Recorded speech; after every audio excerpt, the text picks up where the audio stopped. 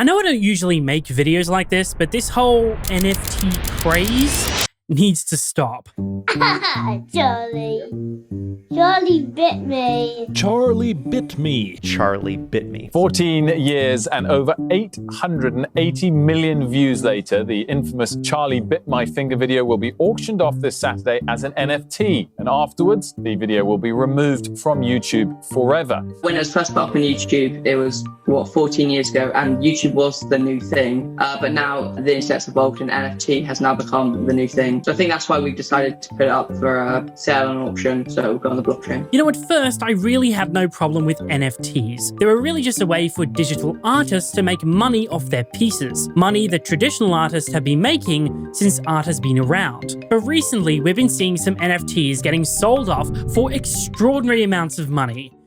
And that's the story I want to tell you. Well, there's a new craze breaking out in the crypto world, and it's all about crypto collectibles. Non-fungible tokens, or NFTs, are exploding in popularity. A piece of digital artwork by the artist known as Beeple sold for $69 million. But hold on. Whenever I talk about NFTs, people are always a little bit confused about what they actually are. So before I can get to the meat of this video, I need to answer the question. What exactly is an NFT? And why should you care?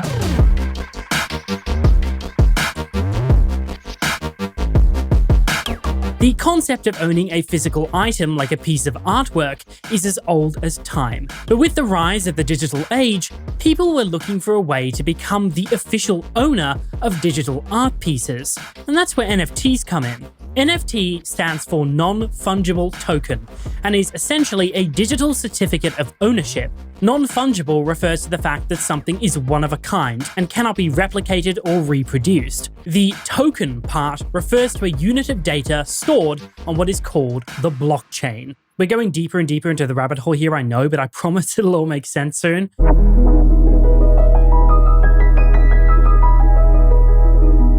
The blockchain is essentially an open, distributed ledger that can record transactions between two parties efficiently in a verifiable and permanent way. Every piece of digital code is stored in transparent, shared databases where they are protected from deletion, tampering, and revision. There are many different kinds of blockchain, but the majority of NFT sales take place using the Ethereum network, which is a decentralized, open-source blockchain. Hold on, if it's decentralized, who runs it? The answer? Millions of computers around the world performing countless complex calculations to ensure that the ledger is constantly updated. They're rewarded with a small quantity of Ether, the cryptocurrency powering the network, as compensation for the use of their machine. And now that we understand all of this, we can go back to NFTs. Essentially, when an NFT sale occurs, the record of it is listed on the blockchain, and each item sold has a token attached to it, ensuring authenticity. Because the blockchain is unalterable, the record of the sale is public information for the rest of time, and any other future sale will also be logged in the same way. As a result, you can purchase a piece of digital art, and everyone will know you actually own it. For example, I can download this video titled Ups and Downs, which was recently listed for sale as an NFT, but I don't own it. It's actually owned by this guy, who bought it for 1 Ether, worth about $2,300. But how do I know that? Well, because it's listed right here, in the blockchain. Continually updating, always permanent, and independently verifiable.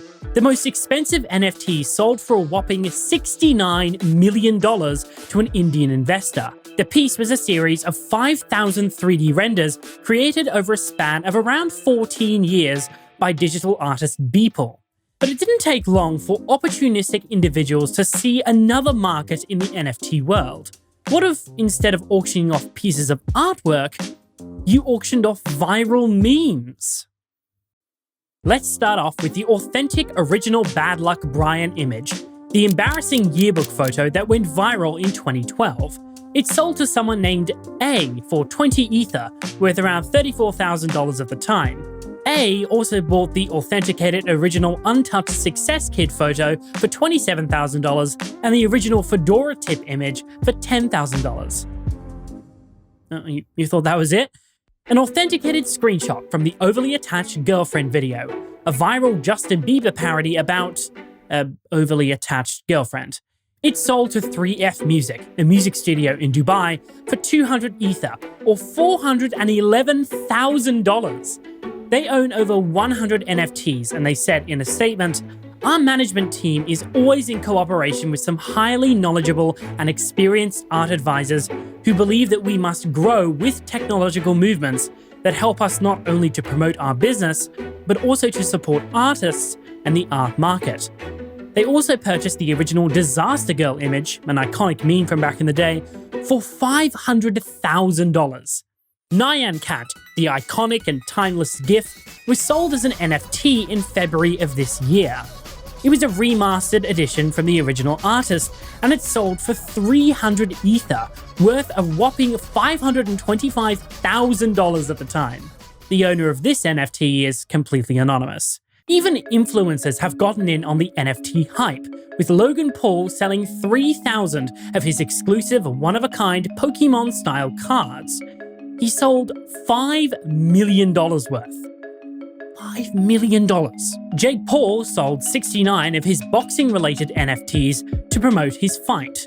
Trisha Paytas is just selling her nudes as NFTs. Why am I not surprised?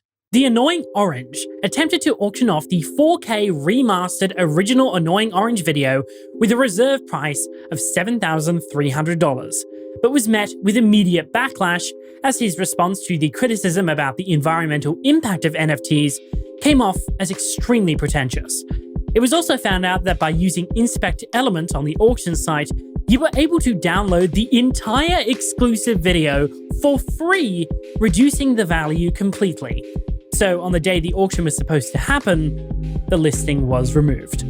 The entire social media platform of Storyfire was also auctioned off as an NFT, but it flopped miserably. We're selling the entire Storyfire platform for just $1. This is not clickbait, I'm dead serious. If you go into the description below, you will see a link to OpenSea. That is the largest NFT marketplace. That's right, guys, we're selling Storyfire as an NFT. The creator of the platform, McJuggernuggets, invested about $3 million into the platform, and the NFT sold for, get this, $15,000. Storyfire sold for right around 8 Ethereum. It was around $14,500. Bruh.